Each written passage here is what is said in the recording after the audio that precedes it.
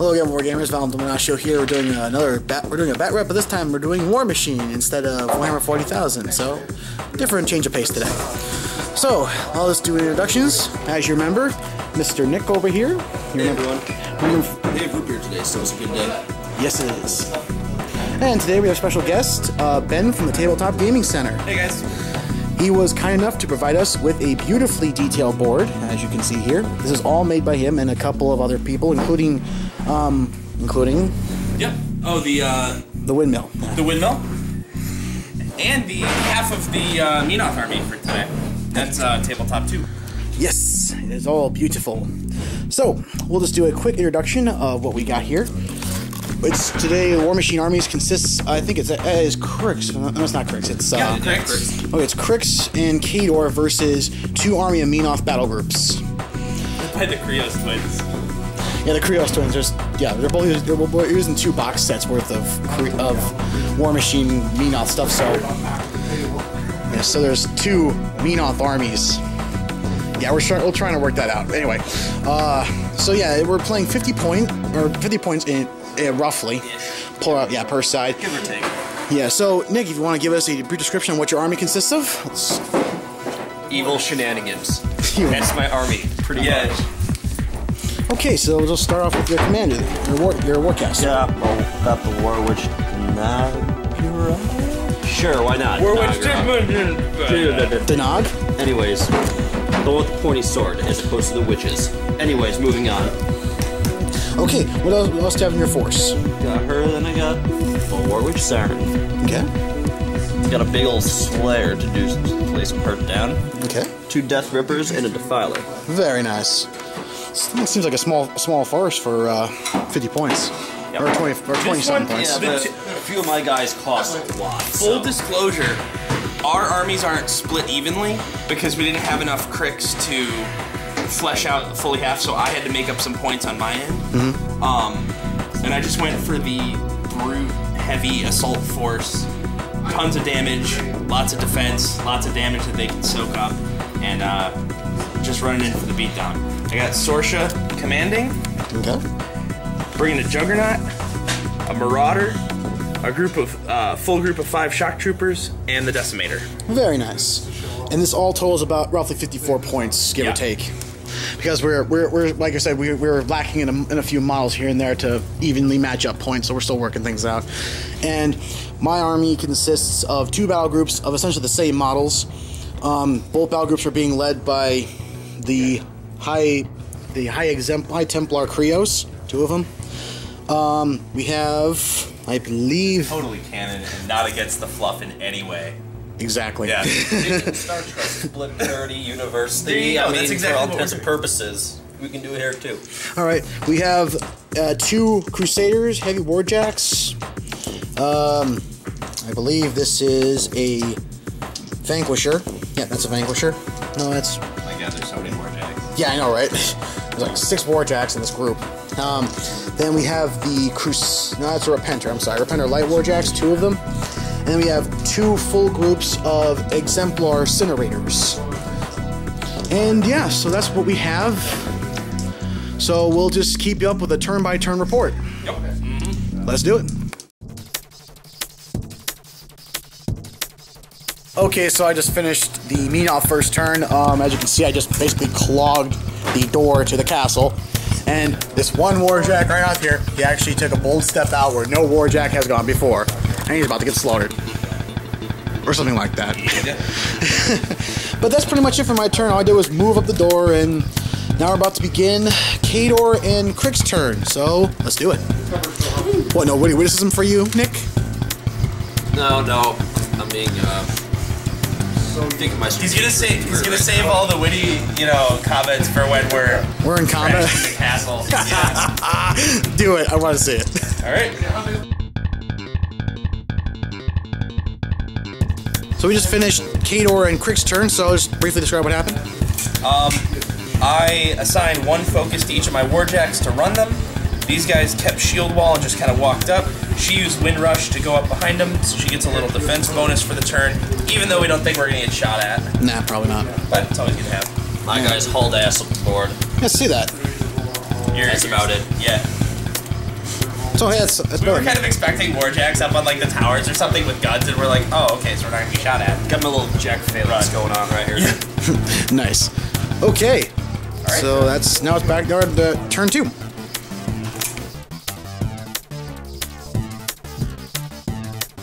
Alright, we have the bottom, well, at the top of turn 2, actually. The Menoth forces, again, moved out towards the outside of the castle. The 2 heavy warjacks with the maces are out in the front. The 2 light warjacks are coming up the middle. Yep. And the rest of the guys just moved up a little bit. Both my warcasters cast, I can't remember the name Defender's now. Ward? Defender's Ward on the 2 light warjacks, granting them +2 defense and armor. So now their armor and defense are 14 and 19 respectively. Yep. So we'll see what happens in the next turn. Let's do it. Alright.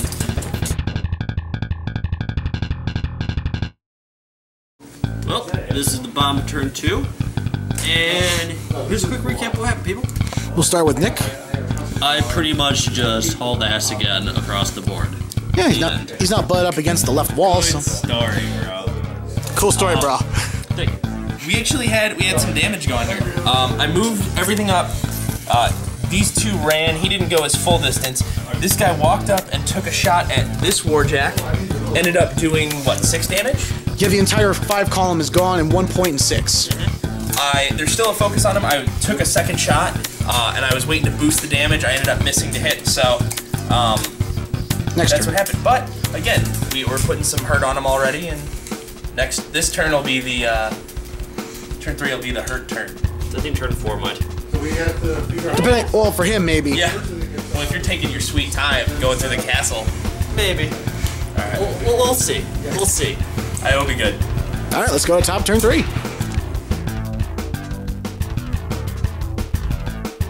Alright, so very unfortunate round for me at the top of turn 3. I tried to charge with warjack, but he was just short by half an inch-ish. I think at least an inch.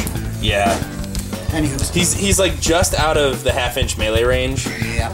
This warjack, however, did some good by moving up and then shooting the Juggernaut, I think it's Juggernaut, right? Mm-hmm. With the flamethrower and causing it to suffer 1 point of damage and ongoing fire damage.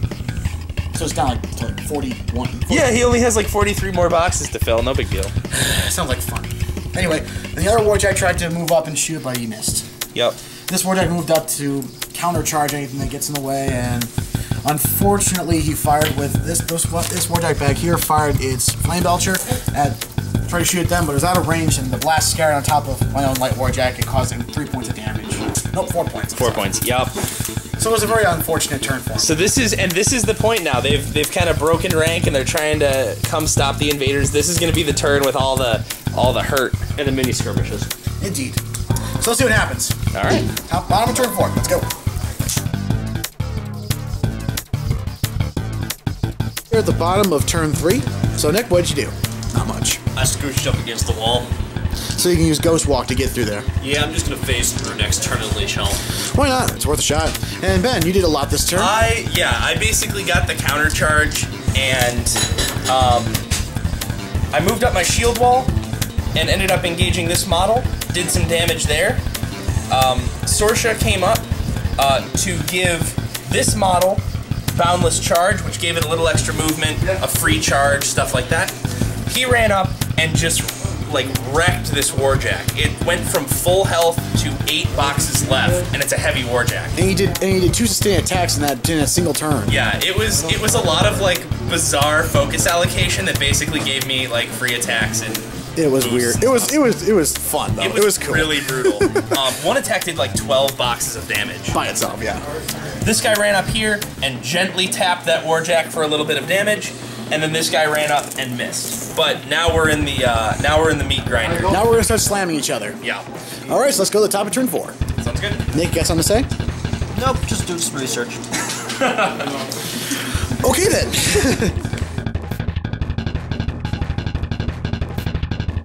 Okay, we're at the top of turn 4, so let's look at the action.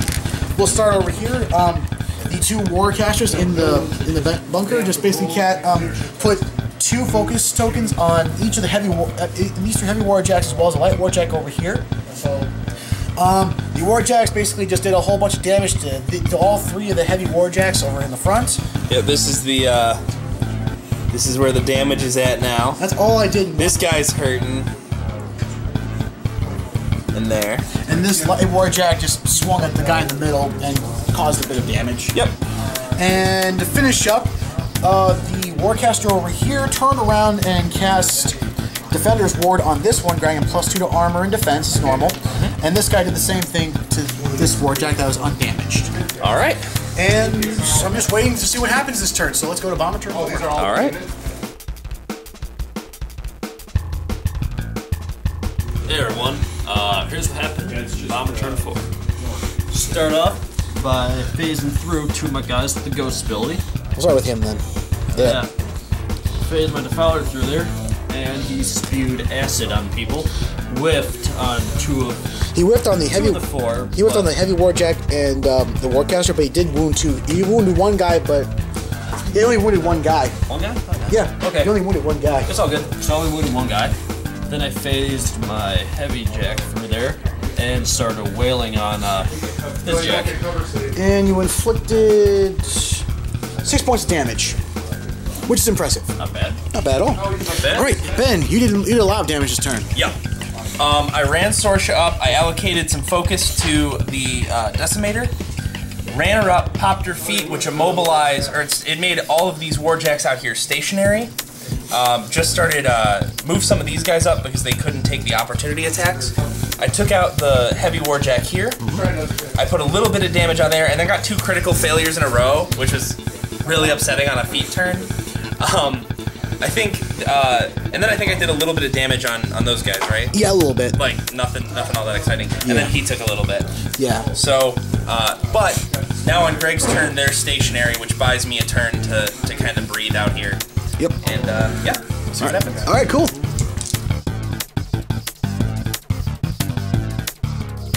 Okay, top of turn 5. Quite a bit happened. Well, for the most part. We'll start over here. Then nothing happened up here because. Oh, with all my knockdown models. Yeah. Yeah. One of my warcasters used his feet and knocked over every model in his control range. It was worth it too. What is this? And over here, I put 3 focus on this heavy warjack and basically just did 3 attacks against this 1 warjack, dealing a good amount of damage. Yep. Here, let's check out the cards. Hold on. Move. Oh, we're getting a glare. There we go. Yeah, these 2 guys are hurting now. It's okay, they serve the purpose. And Cryx Team 6 is not Cryx Team 6. And bear with me on this one. These 2 knights alone brought this jack down to 2 boxes of damage left. Because what did we discover about those knights, Greg? Because those knights, they get extra die on their damage rolls when Their attacking. weapon masters are Permanently. garbage. Yeah. And auto hits on knockdown guys is not a fun combination. No, it's not. You know what? Get used to it. There's another one in the works. Oh, joy of joys. All right. So let's see what happens to the bottom. Yeah. So, lots of stuff happened out here. We managed to kill these 2 heavy jacks, which frees up a straight line to the castle gate. These 2 are still hanging on. I just kind of ran Sorsha off to get her out of harm's way. There she is. And That's it. that's all that really happened outside. So we're mopping up the outer defenses, if you will. Moving towards the inner circle. Yep. Which would be, and I quote, a bitch and a half to do. We're waiting. Okay, what I did this turn. First off, my leader, I kind of phased down up to the top level. Then I used my influence power to make his knights kill each other. He killed one of the knights from this squad. Try and get a civil war going and made purple kill red. Yeah, it's not going to work. They're fearless. Yeah, but they're not going to trust each other. Yes, and I That's made the key. It's all going to fall apart. They don't trust anyone anyway, so it doesn't really matter. full problem solved. Moving on. My little tiny jack dude, he He only did like 2 points damage. oh yeah, he actually did something. Yeah, he did like 2 damage. Then my Slayer did, let's see, I did 9. He did a lot. Did 14 damage to Yeah, his oh my jack. gosh. The heavy warjack. He rocked that other jack. Jeez. He like boosted a roll and ended up getting like 30 on for his my damage roll, and then Yours- like did 9 The armor was damage. 21, so. All right, that was pretty much it. Yep. So I feel good about myself, but probably not soon after what you're going to do to us now. So Oh, those hell. knights are... shenanigans are So good. Shenanigans are about to begin. Yep. All right, so let's go to the top of turn 6. Alright. Alright, Wargamers, top of turn 6. This is the end of the game because a lot has happened this turn. So let's just go to the action right here. My Cream Krios, I call him Neos for all intents and purposes. He used his feet, knocked down everyone of his command range, and put 3 focus on this Warjack and this Warjack. Just letting you know. Then Krios himself put 3 focus on this Warjack. The Warjack over here decided to assault Scorsha, Yeah. Sorsha, and just slammed her to death. Yup. And all his jacks went inert, and the jack over here basically just killed 2 guys laying down the job. Yep. And then we'll go back over here now. And then the 2 knights over here killed the Defiler. And then Krios moved over here and used Immolation to set the leader on fire. Yep. But not before the Warjack spent his last focus to shoot his gun, causing massive amounts of damage to the leader, to her as well. What's her name again? The character? The character's name. Roasted dead person? Something Daenerys or whatever. Or Something. Nagra or something? Nagra? Yeah. I think that was it. Anyway. Crispy This person, if anyone's interested. Yeah, she's dead. She's been immolated. Yeah. So, yeah. Now his jacks are all inert. So, and that's it. We lost all our warcasters. And yeah, I guess game's over. It was a fun game. I mean, it was close. I mean, it looked like you guys would win because you guys were moving. If she survived one more round, It was- I would have... Yeah, we lost. What would have happened if I did? All these knights would have attacked him and just killed him. Because I would have like done the influence thing 7 times over and just... Yeah. It was crazy. And it was one of those things, as soon as we finished our last move, I was like, oh yeah, he has 2 Krioses and will knock us down again, and then can jack our people. Yep. But still, it was solid. But that was a very fun game. It was a good game. This is the first game I've never had a Warjack be killed by taking all of its damage, ever. Still. Is that the only way to kill him? No, well, I mean, they obviously killed the caster. Yeah, I've never had one fill all its damage boxes. Really? That happens to me all the time. Well, it was still a fun game regardless, so thanks again for watching Wargamers, and make sure to visit the Tabletop Gaming Center Facebook page as well as their YouTube link. It'll be listed in the description. I will make sure to post it first thing, I promise. Thank you, Greg. If not, Ben will strike me down where I stand. That's right.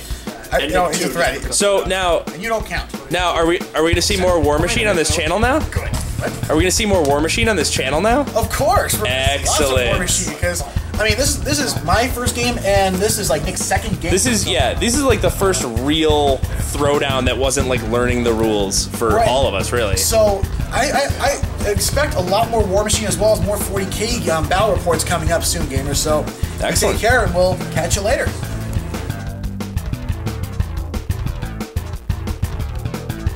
With the Sphinx. Just cause. They won't let me use the Sphinx currently. The Sphinx out of here. Why? Because there's no Sphinxes here. You won't let me use the Tree of Life. Why can't I use the Sphinx? Because there's also, this wouldn't make sense with the Tree of Life. It doesn't make sense, right? There's a windmill and a medieval castle. Those are absolutely the same. Those are from the same time period. And continents. Shit, you're And race of people. Welcome to the Iron Kingdoms, my friend. Yeah, what? Well, they made the Sphinx too back in the day. but they didn't harness magical warjacks. Continent and race of people. Good, because if Oh they my did, God. that thing would be a lot. Sphinx Warjack. That's all I'm... Best race ever. It would be. I would play the... Repeat that one more time, please. Oh, why are these trees all sticky? Because they're glued. Oh my god. There's a reason they were bad. No, why are they still sticky? Unless these were made like this morning. Oh. These are good still. Yeah. They're decent trees. Dead tree? No, the dead tree goes with the board. Look, it does. It looks like a Sahara wasteland, if you ask me. Oh, we're just gonna use the gross fucking disgusting trees. And I'll pass. Thanks. Oh, here we go. Alright. Now we get it. What is this? It's flaking, that's why. But like, I like how Greg's documenting all this important. I'm not even paying attention to this this. is like the saddest Charlie Brown Christmas tree ever. Sure does. Could you imagine there's gonna be a lot of, there's gonna be like 5 minutes of blooper reels, right? The best. Hey Nick, anything you want to say to our viewers? Oh my god. We have root beer today, so we're good. Yeah? What, no penis? Oh, there's root beer. So I don't need to beat the crap out of the vending machine this time. There's a hanger on that. You still beat the crap out of the machine anyway. Just cause. Yeah, but that takes effort. Yeah, fair enough. Lazy bastard.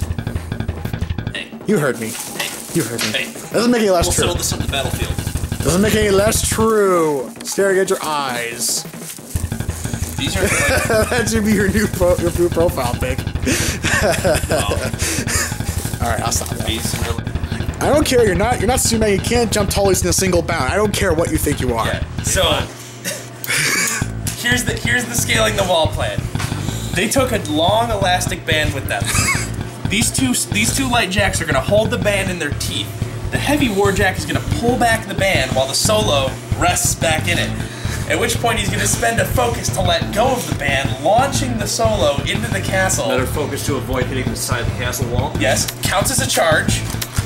And you have to use a scare to determine where it lands. If you land on a bottle, you're automatically impaled on their swords. And if you land in the fountain, it's 10 points. If you land on him, it automatically one-shots him. Because come on, a flying person with a sword sailing through the air, landing on top of you, you're gonna That'd be die. fantastic. And it's a stealth attack. But if you land on a warjack, you end up getting hit yourself. Oh. Yeah, I think we're good. Impaled on- I think we're fine. So it actually might be a fun scenario to try out. The warjack Olympics. Yeah. The We just have warjack. all the jacks lined up. And the soul. Launching solos into the... We should do that. That'd be fun. Alright, so let's go on.